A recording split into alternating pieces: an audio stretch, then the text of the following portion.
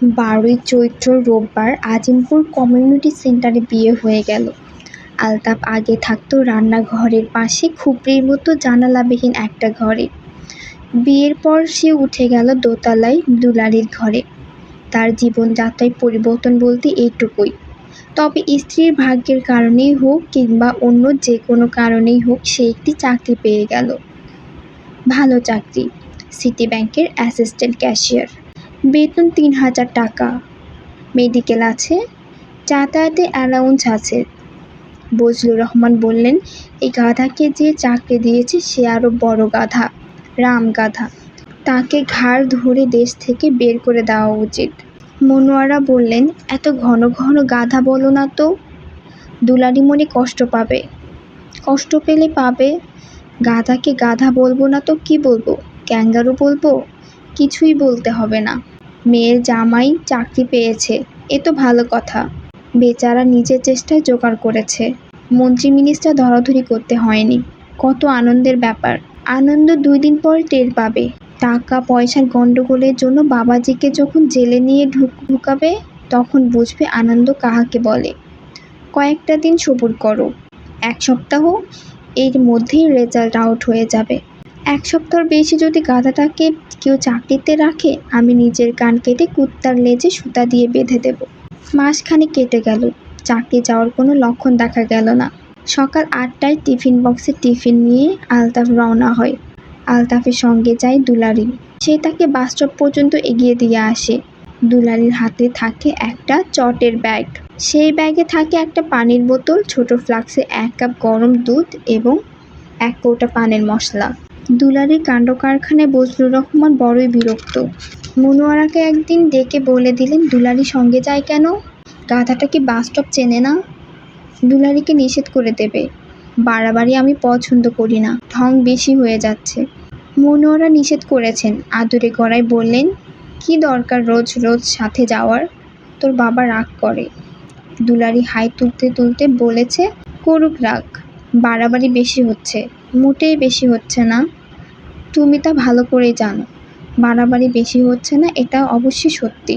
স্বামীকে নিয়ে ঢলাঢলি, ছাদে হাঁটাহাঁটি, অকারণে হাসাহাসি, এসব কিছুই হচ্ছে না। সন্ধ্যা হতেই দরজা বন্ধ করে এরা গুজগুজ গল্প করে না। খুব অন্যায় জেনেও তিনি কয়েকবার আড়াল থেকে উঁকি দিয়ে দেখেছেন। আলতাফ চেয়ারে ঝিম ধরে বসে থাকে। দুলারি নিজের কাজ করে, যেন কেউ কাউকে চেনে না। বজলুর রহমান সব শুনে বলেছেন, ঝিম ধরে বসে থাকে না, ঘুমায়। ও ঘুমায় বসে, এটুকুই যা তফাৎ, আর কোনো তফাৎ নেই। মনোয়ারা একদিন কথায় কথায় দুলারিকে জিজ্ঞেস করে ফেললেন, আলতাফকে চেয়ারে বসে বসে ঘুমায় নাকি রে? দুলারি বিরক্ত হয়ে বলেছে, চেয়ারে বসে ঘুমোবে কেন? এইসব কি আজেবাজে কথা বলো? প্রায়ই দেখি চোখ বন্ধ করে চেয়ারে বসে থাকে। তাতে অসুবিধা কি? না, অসুবিধা আর কি, দেখতে খারাপ লাগে। তোমাকে দেখতে বলেছে কে? তুই এমন ক্যাটক্যাট করছিস কেন? আমি একটা কথার কথা বললাম। ওকে নিয়ে তোমরা সারাক্ষণ সমালোচনা করো, আমার ভালো লাগে না। বেচারা কারো সাথে নেই, পাছে নেই, চুপচাপ থাকে। আর তোমরা কি যন্ত্রণায় কেঁদে ফেলছিস কেন? আমরা কি এমনি বললাম? বাবা তো তাকে সারাক্ষণই গাধা বলছে। চুপচাপ থাকলেই মানুষ গাধা হয়ে যায়? চুপচাপ থাকাটা কি অপরাধ? অপরাধ হবে কেন? একেবারে ঝিম ধরে থাকে তো তাই। মোটেই ঝিম ধরে থাকে না, বসে বসে ভাবে। কি ভাবে? নানান কিছু নিয়ে ভাবে, তোমরা বুঝবে না। ও পোকাদের নিয়ে ভাবে। পোকাদের নিয়ে ভাবে? হ্যাঁ, পোকামাকড় এসব নিয়ে ভাবে। মনোয়ারা শুকনো গলায় বললেন, পোকামাকড়দের নিয়ে ভাবা তো ভালো কথা, শুনে খুব আনন্দ হচ্ছে। তুমি আবার বাবাকে এসব বলতে চেও না। বাবা কি বুঝতে কি বুঝবে? বাবা তো আবার সব কিছু বেশি বোঝে। তোর বাবাকে সব কথা বলার দরকার কি? পুরুষ মানুষকে সব কথা বলতে নেই, এতে সংসারে শান্তি নষ্ট হয়। তাই আলতাফকে দিনরাত পোকাদের নিয়ে ভাবে? দুলারি বিরক্ত গলায় বলল, দিনরাত পোকাদের নিয়ে ভাববে কেন? ওর কি আজ কাজকর্ম নেই? মাঝে মধ্যে ভাবে। তুমি আমার বাবাকে কিছু বলতে চেও না। পাগল হয়েছিস? তাকে বলার দরকার কি? মনোয়ারা সেই রাতেই স্বামীকে ফিসফিস করে পোকার ব্যাপারে বললেন। বজলুর রহমান বললেন, আরে গাধাটার তো ব্রেন ডিফেক্ট হয়ে গেছে। পোকা নিয়ে ভাবে মানে? পোকা নিয়ে ভাবার কি আছে? গাধাটাকে ডাকো। থাক, ডাকতে হবে না। অবশ্যই ডাকতে হবে। অবহেলা করার ব্যাপার এটা না। পরে একসময় ওকে আলাদা করে ডেকে মানে দুলারি যাতে কিছু না বুঝতে পারে। বজলুর রহমান বিরক্ত গলায় বললেন, কোনো রকম আর্গুমেন্ট যাবে না। I hate argument. তুমি গাধাকে ডেকে আনো, আজই এর ফয়সালা হওয়া উচিত। পোকাদের নিয়ে ভাবে পোকাদের রবীন্দ্রনাথ হয়েছে, হারামজাদা। মনোয়ারা ডাকতে গেলেন। দুলারি বলল, এই রাত দুপুরে বাবা ডাকছে কেন? মনোয়ারা ক্ষীণ গলায় বললেন, ওই অফিসের কাজকর্ম কেমন হচ্ছে তাই জিজ্ঞেস করবে। তুমি পোকার ব্যাপারে বাবাকে কিছু বলনি তো? না।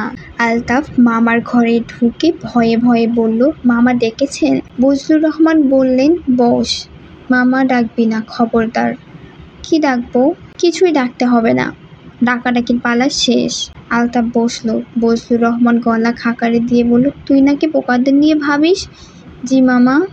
কি ভাবিস? তেমন কিছু না মামা, ওদের সঙ্গে কথা টথা বলি, ওরা যখন চুপ করে থাকে তখন ভাবি। বজলুর রহমান হতভম্ব হয়ে বললেন, ওদের সঙ্গে কথা বলিস? জি মামা। কবে থেকে কথা বলা বলি শুরু হয়েছে? যখন আপনার এখানে আসলাম তখন থেকে। আমার এখানে এসেছিস 2 বছর বয়সে, তখন থেকে পোকাদের সঙ্গে তোর দোস্তি? দোস্তি না মামা, ওরা যে আমাকে ঠিক পছন্দ করে তা না, সবাই আমাকে ভয় পায়। ভয়ের কারণে কিছু কিছু কথা শুনে। পোকারা তাহলে তোর ভয়ে কম্পমান? আলতাফ হেঁসূচক মাথা নাড়ল। বজলুর রহমান মনে মনে বললেন, গাধাটার তো আসলে ব্রেইন ডিফেক্ট হয়ে গেছে, ব্রেইনে ইলেকট্রিক শক দিতে হবে। তিনি স্ত্রীর দিকে তাকিয়ে বললেন, ঘটনা শুনছ তো? পোকারা আমাদের আলতাফকে হেডমাস্টার সাহেবের মতো ভয় পায়। আলতাফের ভয়ে তারা থরথরি কম্পমান। আপনি যত বলছেন ওরা তত ভয় পায় না মামা, কিছুটা ভয় পায়। ভয়ের চোটে ওরা কি করে? তোকে দেখলেই সালাম আলাইকুম দেয়? তা না, তবে ডাকলে আসে।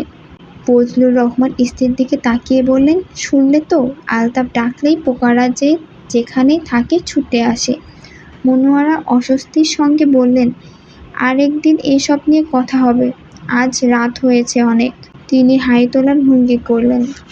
বজলুর রহমান বললেন, রাত যতই হোক ব্যাপারটা ফয়সালা হওয়া দরকার।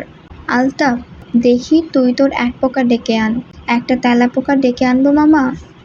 ডাক, তেলাপোকাই ডাক। তেলাপোকাই বা খারাপ কি? আলতাফ চোখ বন্ধ করে বিড়বিড় করল। প্রায় সঙ্গে সঙ্গে উঠতে উঠতে ঘরে একটা তেলাপোকা ঢুকলো, বসলো সিলিং ফ্যানের পাখায়। আলতাফ বলল, এই নিচে নাম। পোকা নিচে নামলো, বসলো মেঝেতে। আলতাফ বলল, সুর দুটো নাড় তো। তেলাপোকা সুর নাড়াতে লাগলো। বজলুর রহমান নিজের অজান্তে আয়তাল কুরসির সূরাটা মনে মনে পড়ে ফেললেন। আলতাফ বলল, মামা ওকে কি চলে যেতে বলবো? বল। আলতাফ বলল, চলে যা। পোকা গেল না, সুর নাড়তে লাগলো। একবার পাখা তুলে উড়ার ভঙ্গি করলো, আবার পাখা নামিয়ে ফেললো। মনোয়ারা বলল, কই যাচ্ছে না তো? যেতে চাচ্ছে না মামি, এরা সবসময় কথা শোনে না। তেলাপোকা চক্রাকারে ঘুরছে। আলতাফ বলল, এই ঘোরা বন্ধ কর। ঘোড়া থেমে গেল। যা, চলে যা। পোকা নড়ল না, স্থির হয়ে গেল। বজলুর রহমান গম্ভীর গলায় বললেন, যেতে না চাইলে কি আর করা? আলতাফ বলল, মামা আমি যাই, ঘুম পাচ্ছে। বজলুর রহমান গম্ভীর গলায় বললেন, যা। আলতাফ উঠে চলে গেল। বজলুর রহমান এবং মনোয়ারা দুজনেই কেউই অনেকক্ষণ কোনো কথা বললেন না, চুপচাপ বসে রইলেন। মনোয়ারা প্রথম নীরবতা ভঙ্গ করলেন। ফিসফিস করে বললেন, এটা কি হলো? বজলুর রহমান রাগী গলায় বললেন, কিসের কথা বলছো? পোকা তো সত্যি সত্যি ওর কথা শুনে। কোন কথা শুনেছে? ওর কথা শুনে পোকা ঘরে এসেছে। তোমারও কি মাথা খারাপ হয়ে গেল নাকি? পোকা কথা শুনবে মানে? কাকতালীয়ভাবে একটা তেলাপোকা ঘরে এসেছে, এই হলো ব্যাপার। ঝড়ে বক মরে গেছে, আর ফকির সাহেব বলে, দেখলি, দোয়া কুনুত পড়ে ফু দিলাম আর বক মরে গেল। ব্যাপার এর বেশি কিছু না। সুর নাড়তে বলল, সুর নাড়ালো। কি যন্ত্রণা! পোকা সুর নাড়ে না? কুকুর যেমন লেজ নাড়ে, পোকা নাড়ে সুর। ওদের কাজই হলো সুর নাড়া। আমার ভয় ভয় লাগছে। ফালতু কথা বলবে না। ভয়ের মধ্যে কি আছে? বজলুর রহমান ঘুমোতে গেলেন। তার ভালো ঘুম হলো না। রাতে কয়েকবার উঠলেন, পানি খেলেন, বাথরুমে গেলেন। যতবারই বাথরুমে গেলেন ততবারই লক্ষ্য করলেন তেলাপোকাটা যায়নি, মেঝেতে ঘুরঘুর করছে। অবশ্যই এটা আগের পোকা নাও হতে পারে, হয়তো অন্য একটা। চাইনিজদের মতো সব তেলাপোকাও দেখতে এরকম। একটার সাথে অন্য একটা আলাদা করা তার পক্ষে সম্ভব না। তার মনে হলো পোকাটা তার দিকে তাকিয়ে আছে। শুধু যে তাকিয়ে আছে তাই না, ঘাড় ঘুরিয়ে তাকে দেখার চেষ্টা করছে। তিনি পোকাটার গায়ে থু করে থু ছিটিয়ে দিলেন। তারপরেও সেটা সরল না, বরং তার দিকে খানিকটা এগিয়ে এলো। এ কি যন্ত্রণা! তিনি বললেন, যা হারামজাদা। পোকাটা থমকে গেল। এখন আবার সুর নাড়ছে। সুর নাড়া বন্ধ কর হারামির বাচ্চা। পোকাটা সুর নাড়া বন্ধ করলো। বজলুর রহমান একদৃষ্টিতে পোকাটার দিকে তাকিয়ে রইল।